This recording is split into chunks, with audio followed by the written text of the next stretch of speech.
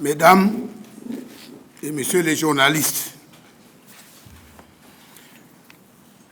après la convocation du corps électoral le 11 juillet 2025 par son Excellence M. Paul Biya, Président de la République, chef de l'État,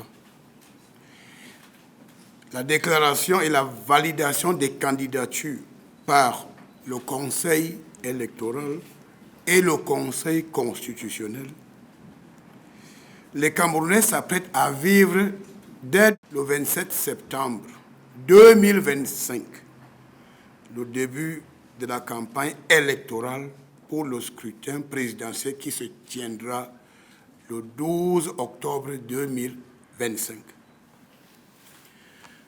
Lors de son discours du 31 décembre 2024, le chef de l'État, son Excellence Paul Biya, avait dit, je cite, « L'année 2025 ouvre la voie à une nouvelle saison d'échéances politiques. Le calendrier électoral prévoit l'organisation de l'élection présidentielle et des élections régionales. Comme par le passé, ce sera un grand moment de la vie nationale. Saisissons cette opportunité pour consolider notre démocratie. J'en appelle à la maturité et à la responsabilité de tous les acteurs. Ils devront veiller à ce que le calme règne avant, pendant et après les élections. » Fin de citation. Lors de la première conférence semestrielle des gouverneurs des régions, tenue au lendemain de la convocation du corps électoral, le ministre de l'administration territoriale avait répercuté les très hautes directives du chef de l'État sur le processus électoral à tous les acteurs politiques, la société civile et les ONG. Son Excellence M. Paul Biya, Président de la République, chef de l'État, avait donné des instructions fermes pour un scrutin présidentiel bien organisé et crédible dans un environnement sécurisé et apaisé. C'est à ce titre que le MINAT, en sa qualité d'agent du gouvernement pour les élections, accordera des accréditations aux observateurs nationaux et étrangers afin qu'ils constatent eux-mêmes la vitalité de la démocratie camerounaise conçue par son Excellence M. Paul Biya, champion des causes justes. C'est encore le lieu d'inviter la jeune dame avocate de Douala qui se réclame d'une certaine appellation et qui a la prétention d'accréditer des observateurs pendant le scrutin présidentiel avec ses acolytes, de mettre un terme à cette imposture. L'accréditation des observateurs relève des prérogatives exclusives du MINAT qui vous parle. Faudrait-il le rappeler, Elections Cameroun est l'organe indépendant chargé d'organiser le scrutin présidentiel. Le ministère de l'administration territoriale, à travers les autorités administratives, est là pour accompagner le processus et veiller au respect scrupuleux de toutes les lois de la République par tous les acteurs politiques qui participent au scrutin présidentiel. Bien plus, le ministre de l'administration territoriale et les autorités administratives, de par leurs prérogatives, ont l'obligation de protéger les personnes et leurs biens et surtout de mettre hors d'état de nuire les acteurs politiques véreux et d'autres acteurs de la société civile qui ont pour sport favori de défier l'autorité de l'État. Pour le scrutin présidentiel du 12 octobre 2025, le ministre de l'administration territoriale a mis à la disposition de tous les candidats à l'élection présidentielle et de tous les observateurs 2 documents importants. Le guide de l'observateur et le cadre juridique qui régule l'ensemble du processus électoral. Ces documents importants rappellent à chaque candidat et à chaque observateur ses droits et obligations durant le processus électoral. Vous constaterez qu'en exécution des très hautes directives du chef de l'État, l'administration est en train de tout mettre en œuvre pour que la paix règne sur l'étendue du territoire national avant, pendant et après le scrutin présidentiel. Malgré nos efforts visant à créer un environnement sécurisé pour un scrutin présidentiel bien organisé et apaisé, le MINAT constate avec regret et amertume que certains candidats à l'élection présidentielle qui n'ont aucune envergure politique et qui sont politiquement présents à peine dans 10 arrondissements sur 360 que compte le pays, sont en train de poser des actes graves qui ont pour but de perturber l'ordre public avant, pendant et après le scrutin présidentiel. Ces politiciens véreux espèrent obtenir par la rue ce qu'ils sont incapables d'obtenir dans les urnes. Le MINAT, au cours de ses investigations, vient de mettre main sur une plateforme conçue par certains politiciens véreux de l'opposition, dédiée exclusivement au recensement frauduleux des bulletins de vote au soir du 12 octobre 2025.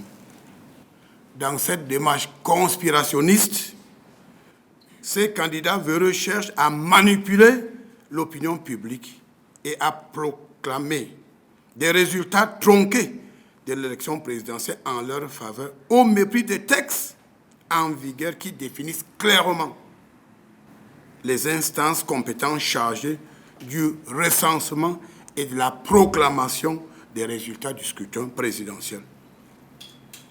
Le fonctionnement de cette plateforme clandestine de recensement est simple. Un agent recruté qui se couche dans une chambre d'hôtel à Yaoundé peut communiquer les faux résultats des bureaux de vote imaginaires en faveur du ou des candidats pour lesquels il travaille. Vous constatez donc la gravité d'une telle manipulation. Faudrait-il le rappeler, seul le Conseil constitutionnel est habilité à proclamer les résultats du scrutin présidentiel. Certains hommes politiques sans envergure, mais champions dans la manipulation des consciences, ont acheté des téléphones portables et recruté des jeunes naïfs et leur ont donné pour mission de propager des résultats tronqués dès 18 heures après la fermeture des bureaux de vote. Les forces de maintien de l'ordre ont interpellé certaines personnes avec plus de 300 téléphones portables et ces personnes sont tous passées aux aveux. Les enquêtes sont en cours. Il s'agit là des faits d'une extrême gravité que le MINAT condamne avec la dernière énergie. Le ministre de l'administration territoriale met en garde tous les auteurs politiques véreux derrière cette entreprise criminelle afin qu'ils abandonnent cette imposture qui n'honore pas le Cameroun et qui démontre plutôt qu'ils ne sont même pas dignes d'être candidats à une élection présidentielle. Le 31 décembre 2024, le chef d'État avait invité tous les acteurs politiques à faire preuve de maturité durant le processus électoral. Malheureusement, certains adeptes des raccourcis faciles veulent utiliser des méthodes tordues pour atteindre des objectifs politiques égoïstes. Ceux qui se rendront coupables de la manipulation des résultats électoraux dans le but de provoquer des remous sociaux devront se rendre au commissariat de police ou dans les brigades de gendarmerie les plus proches afin qu'ils ne soient interpellés par les forces de maintien de l'ordre. Nous procéderons à des interpellations car les contrevenants qui chercheront à perturber le processus électoral répondront de leurs actes criminels devant les instances judiciaires. Et je promets bien que les séjours en détention seront de longue durée. En tout état de cause, force restera à la loi. Les politiciens véreux, adeptes des raccourcis faciles, doivent retenir que les Camerounais ne sont pas dupes. Le Cameroun, sous la conduite éclairée de son Excellence M. Paul Biya, président de la République, chef de l'État, est un État de droit et force restera à la loi avant, pendant et après le scrutin présidentiel du 12 octobre 2025. Aucun écart de comportement de qui que ce soit ne sera toléré durant le processus électoral. Tous les candidats qui participent à l'élection présidentielle connaissent les règles du jeu et ont l'obligation de les respecter. Après le 12 octobre 2025, les candidats qui auront des réclamations ou des récriminations justes ou fantaisistes devront utiliser les voies de recours légales au risque d'être considérés comme des hors-la-loi, traités comme tels sans la moindre complaisance. Les parents doivent éduquer leurs enfants afin qu'ils ne soient pas manipulés par des hommes politiques véreux et égoïstes qui, tout en se présentant comme candidats à l'élection présidentielle, ont plutôt des agendas cachés et conspirationnistes visant à porter atteinte au bon fonctionnement des institutions républicaines. Ils n'y parviendront pas, car force restera à la loi.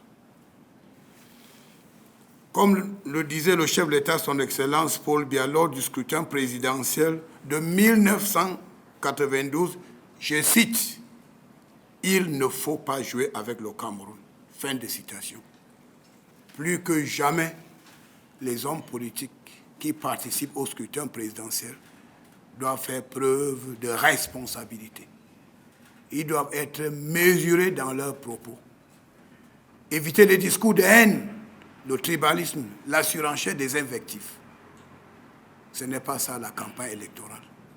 Je leur demande de profiter de l'espace de liberté créé au Cameroun par le président Paul Biya pour vendre les projets politiques afin que les Camerounais adhèrent à leurs opinions ou à leurs projets politiques. Je dis une fois de plus, le ciel ne tombera pas sur le Cameroun après le 12 octobre 2025. L'élection présidentielle se tiendra dans de bonnes conditions et ceux qui tenteront de perturber le processus n'ont qu'à bien se tenir. Parce que nous allons faire notre travail, nous allons maintenir l'ordre sans la moindre complaisance et les contrevenants auront beaucoup de regrets. J'ai dit une fois de plus, les parents doivent éduquer leurs enfants. Demander aux enfants de se coucher dans les chambres d'hôtel pour communiquer les résultats des élections alors qu'ils ne sont pas dans les bureaux de vote. Il s'agit là des comportements de voyous. C'est des comportements irresponsables dont les auteurs qui ont conçu cette plateforme illégale, je leur demande de cesser toute activité avant qu'il ne soit tard. Comme je le dis, force restera à la loi. Le Cameroun est un pays debout et l'ordre public sera maintenu avant, pendant et après le scrutin présidentiel. Force restera à la loi. À bon entendeur, salut.